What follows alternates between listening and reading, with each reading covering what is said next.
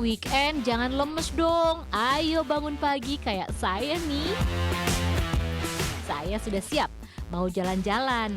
Clue destinasi saya adalah gunung dingin warna-warni. Dan kalau mau clue lainnya boleh nih. Yang muslim buka Al-Quran di surat Al-Fatir ayat 27. Sambil nunggu saya sampai di sana ya. Oh ya, lokasi tujuan kita ini cukup jauh. Jadi saya mau isi bensin dulu alias sarapan. Kebetulan di salah satu hotel di Wuwei, Inner Mongolia, Tiongkok, tempat saya menginap ini, menunya lumayan unik. Xie. Ini apa nih Cilinda? Mie saus. Mie sauce. Apa tuh sauce artinya? Saus itu namanya ya. Namanya sauce. Oke, ada tahu-tahunya gitu. Kita campurin dulu sama ini daun ketumbar ya. Dan mau tambahin ini karena saya suka pedas. Chili oil, right? Yummy. Di antara jajaran menu saya tertarik nih sama yang ini nih. Coba lihat. Bentuknya mirip sama potongan rebung. Mirip irisan bengkuang juga sih. Tapi ternyata bukan loh. Jadi ini lagi sarapan, dibilangnya new banci. Kalau kata Cilinda tadi guide saya, itu artinya otot sapi. Tapi dia masih penasaran apa bener apa enggak itu otot sapi. Karena sepertinya ini sayuran. Kita cobain dulu ya sebelum dia kembali. Iya sih Cik. Ototnya sapi. Otot enak. enak.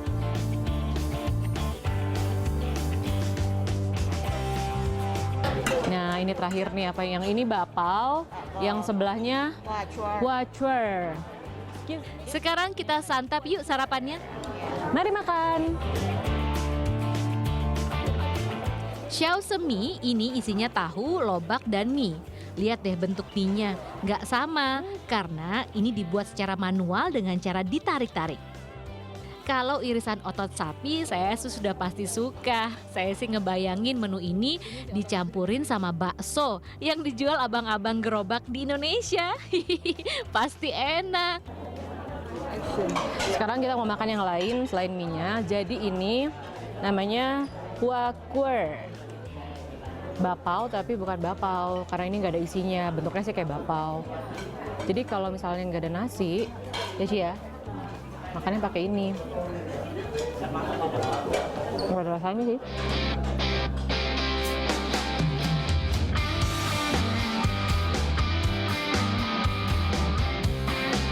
Yuhu, sedang pagi sedikit nih biar seger dan gak pegel-pegel di perjalanan.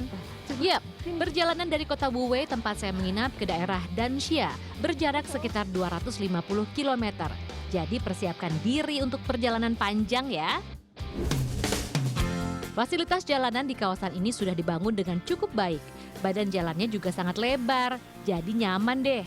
Karena sekarang memasuki musim semi, jadi sepanjang perjalanan kita melihat pemandangan perbukitan. Tapi jangan harapkan pemandangan hijau ya, karena kawasan ini memang tidak banyak turun hujan.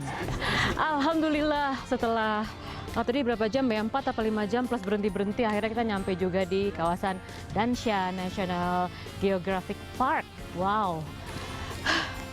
Kita harus pindah bus karena bus yang besar ini tidak bisa masuk ke atas. Jadi kayak minibus gitu. Ya, di dalam kawasan wisata Gunung Pelangi ini memang tersedia bus khusus untuk para wisatawan. Harga tiketnya sudah termasuk jasa bus yang membawa kita berkeliling perbukitan seluas 200 mil persegi ini. Wow, dan ini dia The Rainbow Mountains atau yang dikenal dengan Zhangye Danxia National Geopark. Lokasi gunung unik berwarna pelangi ini terletak di Provinsi Gansu. Nih, jadi saya kalau ngeliat sendiri dengan mata kepala saya tuh kelihatan banget nih gradasi warnanya. Ada kuning, ada merah, ada kehijauan, biru. Cantik banget, tapi sayang kita nggak boleh memang kesana karena dijaga. Nah ini kalau kelihatannya memang apa ya, agak saru begitu ya. Karena memang beberapa hari ini di kawasan Zhangye ini nggak hujan. Kalau misalnya hujan, nah itu best day-nya untuk mengunjungi ini karena keesokannya setelah hujan dia akan warnanya cerah banget. The Rainbow Mountains ini sebenarnya viral sebelum tahun 2000-an lalu. Awalnya ada seorang traveler, warga Tiongkok bermarga Chang. yang melakukan perjalanan naik gunung di kawasan ini di tahun 95 lalu. Ia berfoto, lalu fotonya tersebar luas sehingga mengundang banyak turis lain yang datang ke lokasi ini. Di tahun 2000, pemerintah setempat membangun kawasan wisata. Setelah fasilitasnya lengkap, pengunjung pun dikenakan tarif masuk sebesar 95 yuan atau sekitar Rp200.000 sekali masuk di tahun 2005. Oh iya, si Gunung Cantik ini sudah ditetapkan loh sebagai situs warisan dunia di tahun 2009 oleh UNESCO. Banyak traveler muslim yang tertarik, salah satunya karena pegunungan ini disebut dalam Quran, surat Al-Fatir ayat 27. Meski gunung ini berwarna-warni bak pelangi, tidak ada tumbuhan karena kondisi tanahnya tandus. Warna-warninya berasal dari batuan pasir merah dan mineral yang terbentuk sejak periode Kapur 24 juta tahun lalu.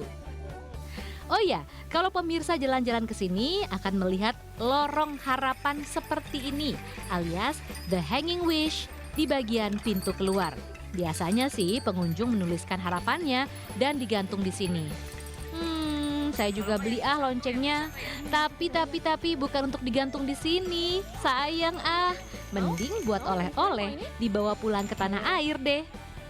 Karena di pintu keluar memang banyak pedagang pernak-pernik. Jadi ini gantungan seperti yang tadi banyak orang gantung untuk hope atau pesan-pesan di tempat yang tempat pintu keluar tadi. Tapi karena saya tidak melakukannya, ya saya mau kasih oleh-oleh aja buat yang di studio. Nih, mau yang di studio mau oleh-olehnya? Ayo, siapa yang mau oleh-oleh lonceng dari Gunung Pelangi? Siapa tahu, jadi juga bisa jalan-jalan ke sini seperti saya. Lianita Ruhyat, Aini Fadila, Gansu, Tiongkok.